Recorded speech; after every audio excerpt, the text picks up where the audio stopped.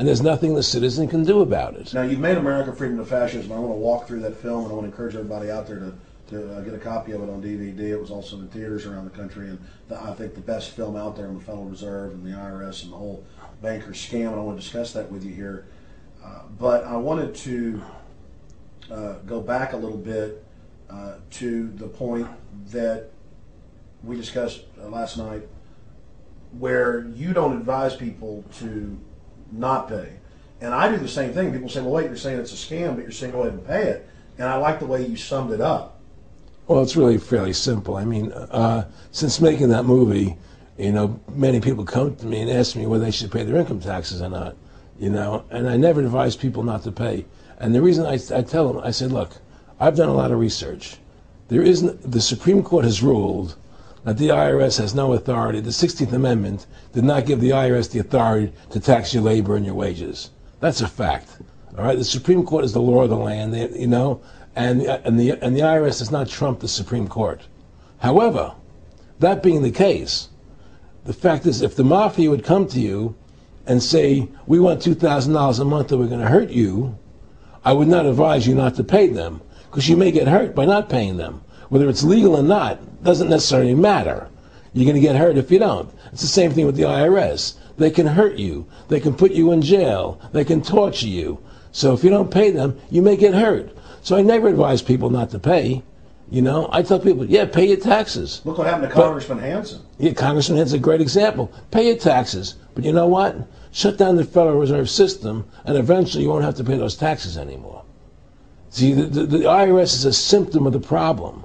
The real problem is the banking industry and the bankers in this country. That's where the real problem lies. That's the root of our problem. Well, that's why we've lost America.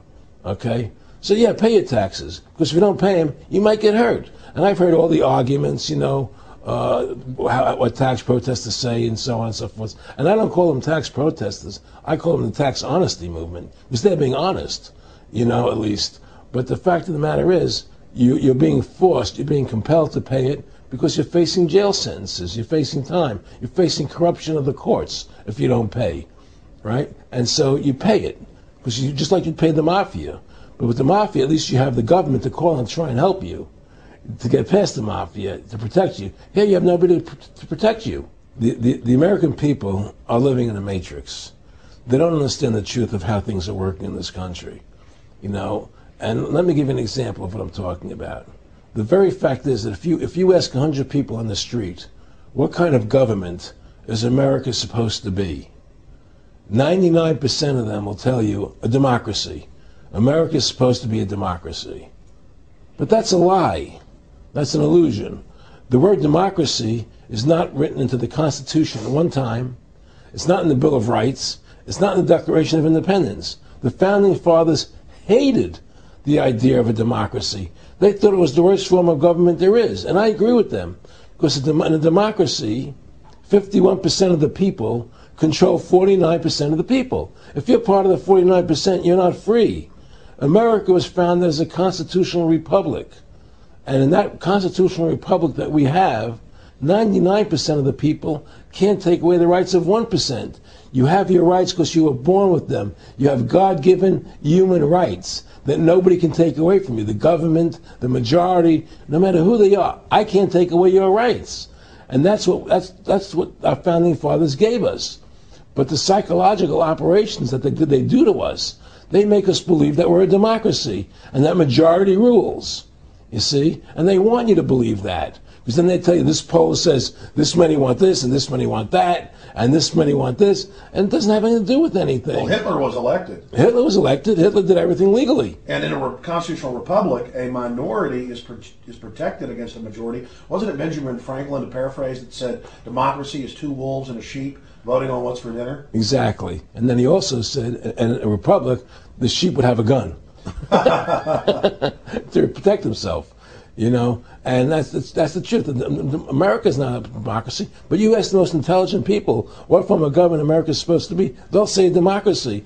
Because that's what they've been brainwashed. They've been psyoped into believing that. They believe that we're in Iraq. They believe we're in Iraq to promote democracy. The word democracy, you hear George Bush saying democracy means freedom. No. democracy equals New World Order. Democracy equals slavery. The word democracy is not synonymous with freedom. It's the opposite of freedom. Democracy is the worst form of government you can have because it's majority rule. And the government can tell you exactly what they want to tell you to do because the majority wants it. I don't care what the majority wants. I live my life as I choose. And if I don't commit violence, theft, or fraud against another human being, I can live my life as I wish. That's my choice. And if I'm allowed to make mistakes, because when you make mistakes, you learn from them. You grow as a human being. We're put on this earth to become the best individuals we can be, to fulfill our God-given potential, right? We're not here to put on this earth so that the government can tell us how to live our lives and what we must do. We put into these systems and these paradigms. No. The same thing in health. You know, if you're sick, you have to have a certain protocol. Nonsense. You know, be individuals. Think for yourself. Have critical thinking, you know. And so what's happened is that because they've taught everybody that we're a democracy, which is not true, now, so then in 1913, they bring the Federal Reserve System into being, right? And now you have this Federal Reserve System, which then in 1913 got the right to create money for the government, when before that the government created its own money. Now the government, when it needed money, had to borrow it from this private bank called the Federal Reserve, which is a private bank owned by individuals, incorporated in Delaware. And so what happens is now the government borrows money from them to fund the government. Then the government says, well, we have to pay these people interest. How are we going to pay them interest? Let's impose a tax on the labor of the American people, which never existed before, to pay the interest to the bankers. In fact, in 1980, Ronald Reagan said not one red cent of your income tax money goes to run the country. It all goes to the Federal Reserve. Well, it was the Grace Commission report that said that not one nickel goes to the infrastructure of the country. You know. I guess Reagan quoted that. Too, right. So. And so, but the point I'm trying to make is that by creating this Federal Reserve System, the government now became dependent on these private banks for money, and they started taxing us.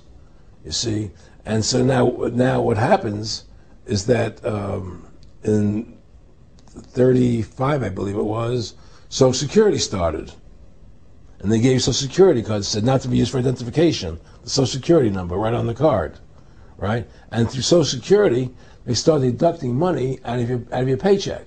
That was the first time they were ever could take money out of your paycheck, because people agreed to it because they thought it was going to their retirement fund.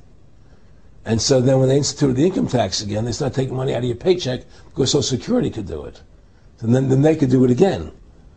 You see what I'm saying? And so now they've even taken control of the tax payment itself. I mean, literally like you're a slave. They're right. Taking it right there when you make it. Exactly. They don't even trust the public enough to go send and them pay a check. it themselves. You know? Right. So they take it out automatically because they know people aren't going to want to pay it. So what's happened is that through the implementation of the Federal Reserve System, the government has become vested in these bankers, and they get their money from the bankers. And so then they impose a tax on us, which makes us more slaves, makes it more difficult for us to survive, right? Giving them more profits. And now what's happened is that through the Federal Reserve System, the bankers have pretty much taken control of our government. It doesn't matter Republican and Democrat anymore, because they're both the same. Neither one of them are talking about shutting down the Federal Reserve System or stopping the payment of taxes, you know, or any of the big issues that face Americans, right? So I had a friend, Nick Rockefeller, okay, who was one of the Rockefeller family, and he, when I was running for governor in Nevada, he came to me, introduced himself to me through an attorney, and we became friends. We started talking about things, and I learned an awful lot from Mr. Rockefeller. And one of the things that we used to talk about was the ultimate plan of the banking industry, what they wanted to accomplish. And the goals of the banking industry, not just the Federal Reserve System, but the private banks in Germany and England, all over Italy, all over the world, they all work together.